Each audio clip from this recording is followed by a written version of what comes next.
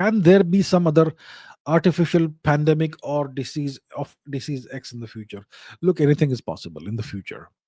There have been pandemics in the past. There could be pandemics. There probably will be pandemics in the future. Hopefully, not in the next 100 years, but it's going to happen. It's a statistical certainty that at some point of time in the future there'll be another pandemic.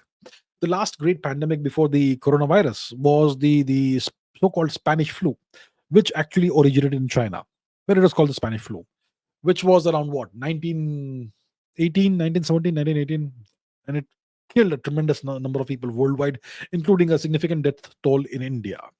So you're going to have it in the future. Will it be artificial?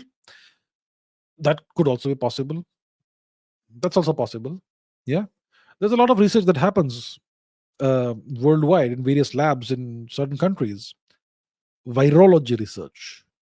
Why do whenever there's an Ebola outbreak, Ebola is it's a ghastly virus. Okay, it has a 50 or 60% mortality rate, horrible mortality rate.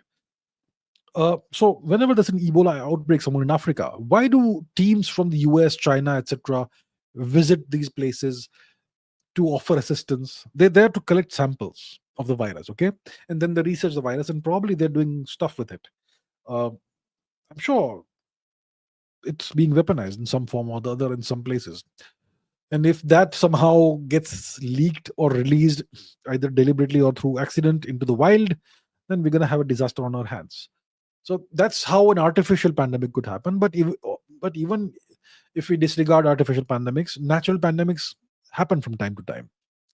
We've had so many in the past. So it's more or less a statistical certainty that at some point of time in the future you will have some other pandemic.